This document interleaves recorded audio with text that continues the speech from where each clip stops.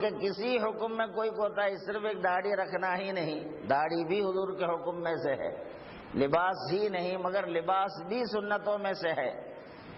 ہر معاملے میں حضور کے ہر حکم کی فرما برداری ایک مومن کی پہلی ذمہ داری ہے، تاکہ وہ منکر نہ بنے، فرما برداروں میں اس کا شمولیت رہے۔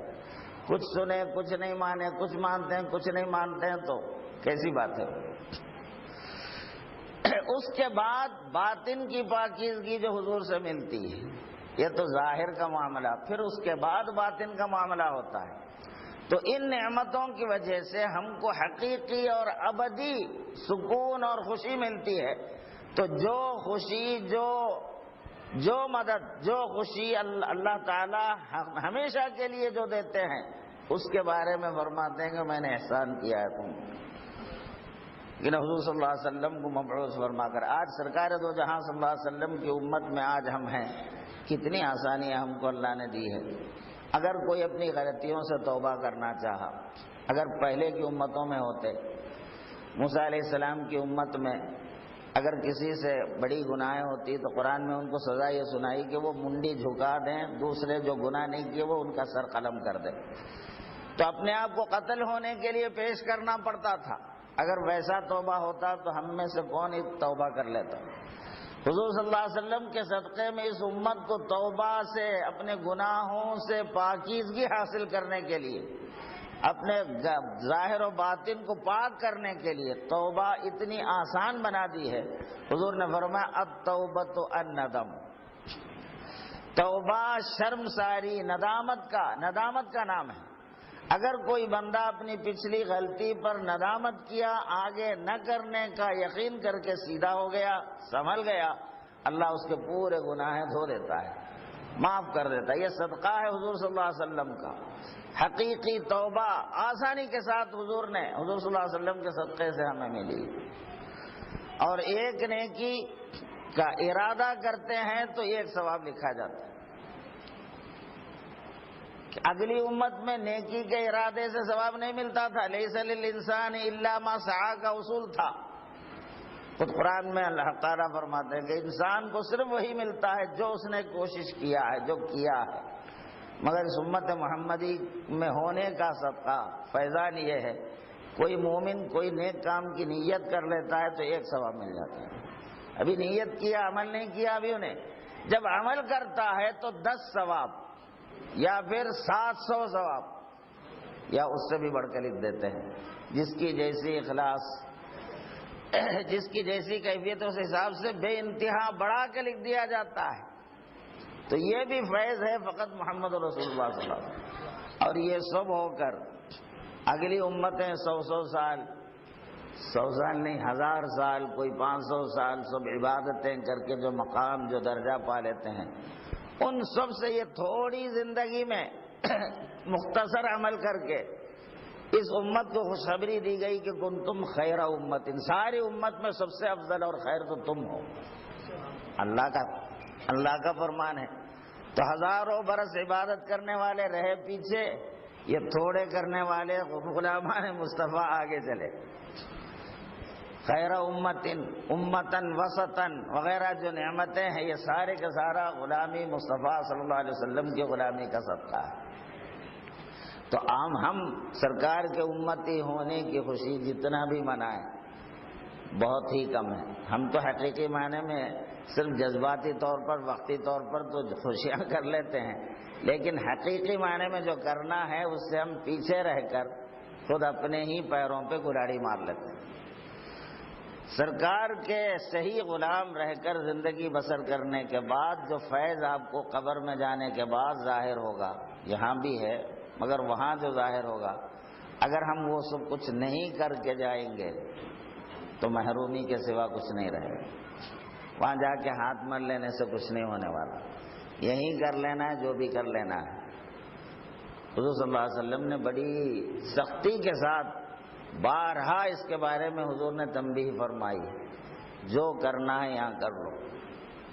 اور جو موقع ملنے کے باوجود حضور فرماتے ہیں سب سے بیوقوف وہ شخص ہے جو غلامی نفس کی اختیار کرتا ہے، نفس کی باتیں سنتا ہے اللہ کی فرما برداری، رسول کی فرما برداری صحیح معنوں میں نہیں کرتا، اس میں کوتاہیاں کرتا ہے، عبادتیں کم کرتا ہے، اللہ کی رضا حاصل کرنے کے جو کام ہے اس میں سب کم کرتا ہے.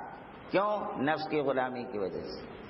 اور امید رکھتا ہے بہت بڑے بڑے درجات، انبیاء کے ساتھ حشر میں رہوں گا، جنت کے صف اول میں رہنے کی تمنا ہے، امید ہے. اللہ معاف کرنے والا، اللہ کرنے والا ہے، ایسی باتیں بولتا. اللہ سب کچھ کرنے والا ہے، یعنی مطلب نبی کے ساتھ مجھے اٹھا لے گا. تو کر رہا بھی ویسا تو یہ بات وجہ ہے، کرتا تو کچھ نہیں. فجر کی نماز چھوڑ دیتے اکثر مسلمان، نمازوں میں تک صحیح پابندی نہیں کرتے، دیگر امور تو بہت آگے ہیں. چونکہ اتنے ہم اپنی غلطیاں گناتے بیٹھے تو اتنی ہیں کہ ہم اس کے لیے ٹائم ہی نہیں ملتا. تو مختصر طور پر ہمارے دل میں اہمیت زیادہ کس کی ہے، اللہ کی، رسول کی یا نفس کی خواہشات؟ اس کا ہم خود جائزہ لیں. اور خواہشات نفس پر زندگی گزار لیتے ہیں اور تمنا کرتے ہیں اللہ والوں کے مرتبے کو پانے کی، ان کے ساتھ رہنے کی. ان کے ساتھ رہو، صحیح معنی میں یہاں زندگی اسی مطابق گزارو، اللہ فضل فرما دے گا. ہم زندگی ویسا نہیں گزاریں گے، بیٹھیں گے بنگلور جانے کی گاڑی میں، تمنا کریں گے میں بمبئی پہنچ جاؤں گا بول کے. تم زندگی بھر ناممکن ہے. آگے جا کے اتریں گے بنگلور پہ جا کے میں بمبئی تو پہنچا ہی نہیں، اب پریشان. اب کیا کرتے؟ اب جو دیکھو. تو اس لیے ہماری ذمہ داری ہے کہ حضور اکرم صلی اللہ علیہ وسلم کے صدقے میں جو نعمتیں اللہ نے کسی بھی امت کو جو نہیں دی ہیں، جو ہم کو ملتی ہیں، یہ تو عام دنوں کی بات.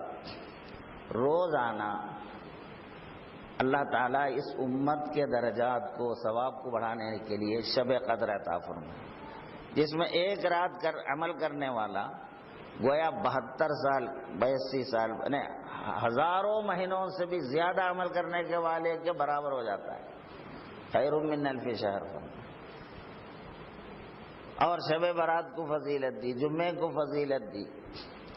تو اب شب برات وغیرہ میں ہم جو فضیلت سنتے ہیں احادیث شریف میں کہ اللہ تعالیٰ آسمان دنیا پر جلوہ گر ہوتے ہیں، خصوصی طور پر مومنین کی جانب متوجہ ہوتے ہیں اور اعلان کرتے ہیں ہے کوئی مجھ سے مانگنے والا مجھ سے مانگے.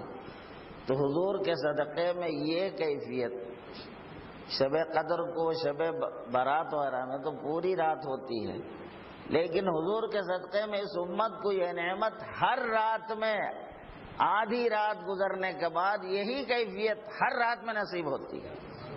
مگر کون اس کی قدر کرنے والا ہے؟ آدھی رات کے بعد اٹھ کے تہجد پڑھ کے دعا کرنا تو سعادت ہے. یعنی رویا ہر رات میں یہ نعمت ملتی ہے. شب برات والی بات، شب قدر والی بات، مطلب اللہ دعائیں سننے کے لیے ہمتاً متوجہ ہو جاتا ہے آدھی رات کے بعد روزانہ. کون قدر کرتا ہے؟ ارے رات کو اٹھنا تو دور کی بات ہے، فجر کو نہیں اٹھتے، فجر کی نماز غائب کر دیتے ہیں.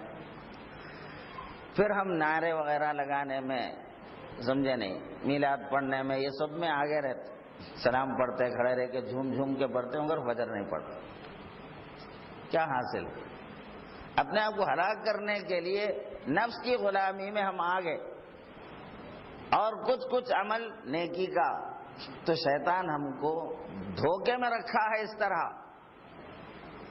شیطان کی باتوں میں تو جلدی آ جاتے ہیں، نفس کی باتوں میں جلدی آ جاتے ہیں، اللہ کے رسول کی نہیں سنتے، اللہ کی نہیں سنتے. کیسا ہوگا؟ تو بہرحال کہنے کا مطلب یہ ہے کہ دیگر علماء سے آپ بیانات سنتے ہیں. میلاد کے دنوں میں، میلاد کے جلسے میں ایسا بیان کرنے والا تو آپ کہیں بھی نہیں سنے ہوں گے. یہ دھمکیاں دینے والا، سمجھے نہیں، اپنی کوتاہیاں بتانے کا بیان.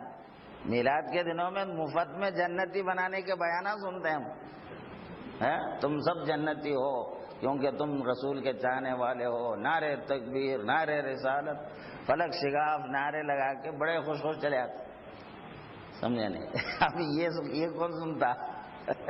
مگر اللہ کی توفیق ہے، وہ تو خوش فہمی میں مبتلا کرنے والے بیانوں سے قبر میں جانے کے بعد آپ کو سمجھ میں آ جائے گا کہ وہ خوش فہمی والی باتیں کہاں تھی اور حقیقت کیا ہے. وَبَدَا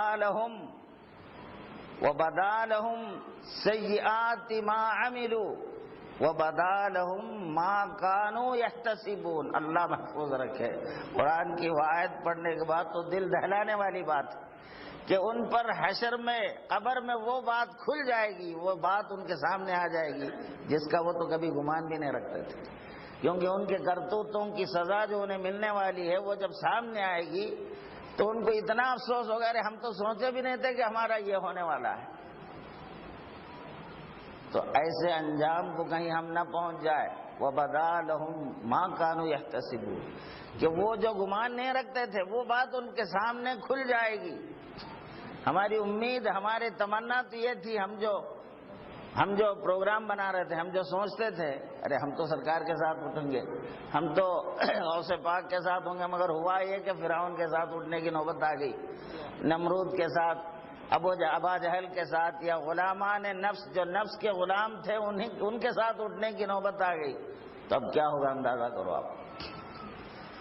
غوث پاک کے ساتھ اٹھنے کے لیے، خواجہ کے ساتھ اٹھنے کے لیے، سرکار کے ساتھ جمع ہونے کے لیے حقیقی معنی میں متقی بن کر جینا کمپلسری ضروری ہے، اس کے بغیر یہ چیزیں ہوتی ہی نہیں ہیں۔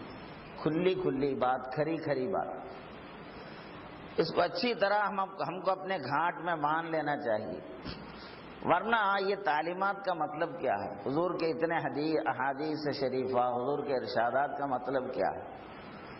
ایسے ہی علی دولہ کھیل لے کے جنتی ہو جاتے تو پھر یہ سب کیا ضرورت تھی؟ قرآن مجید کی کیا ضرورت تھی؟ سرکار کی اتنی تعلیمات کی کیا ضرورت تھی؟ صحابہ کی کیفیتیں، اولیاء کرام کی سیرتیں پڑھو، تو وہ سب پاگل تھے کیا؟ نعوذ باللہ من ذالک، اور ہم ہوشیار ہیں کہ کچھ نہیں کر کے چھٹنے والے ہیں، ایسا ممکن ہے؟ صحابہ، اولیاء کرام، وہ جتنے جو محن نفس کے خلاف لڑتے تھے، اپنی پوری زندگی اللہ کی مرضی اور منشا پہ لگانے میں دن رات ایک کرنے والے، وہ کیا سب پاگل تھے کیا؟ وہ ہم صحیح ہیں؟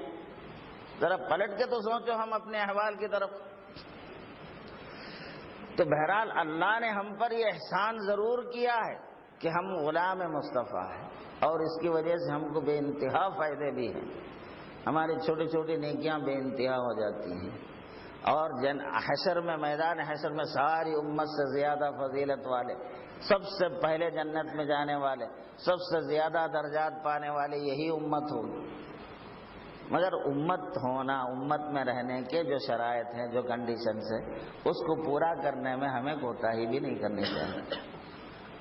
اللہ سے دعا ہے، کیونکہ وقت ہو گیا، اذان کا وقت قریب ہے، اللہ نے جو توفیق دی مجھے کہنے کی، میں نے کہہ دیا۔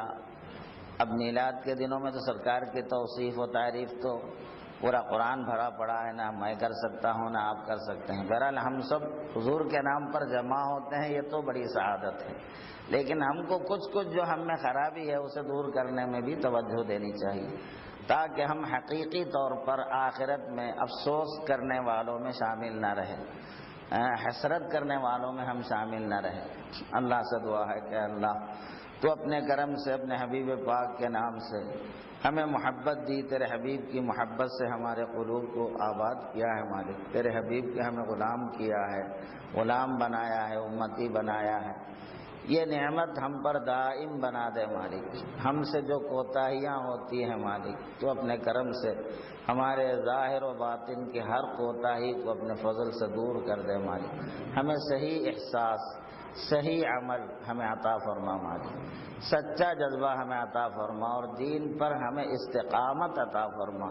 اے اللہ مستقیم رہنے والوں میں ہم سب کو شامل فرما، مخلصین، ذاکرین، دائمین، مخلصین اور مستقیمین میں ہمارا شمار کر دے مالک۔ واسطہ تیرے حبیب پاک کا، واسطہ تیرے رحم و کرم کا، اے اللہ ہمارے والدین، ہمارے رشتہ دار جو بھی ہم سے مرحوم ہیں، ان سب کی مغفرت کر دے۔ اے اللہ تو ہم سب پر رحم فرما، کرم فرما، واسطہ محمد مصطفیٰ صلی اللہ علیہ وسلم، وصلی اللہ علی خیر خلقہ سیدنا محمد وآلہ وصحبہ اجمعین، والحمد للہ رب العالمین۔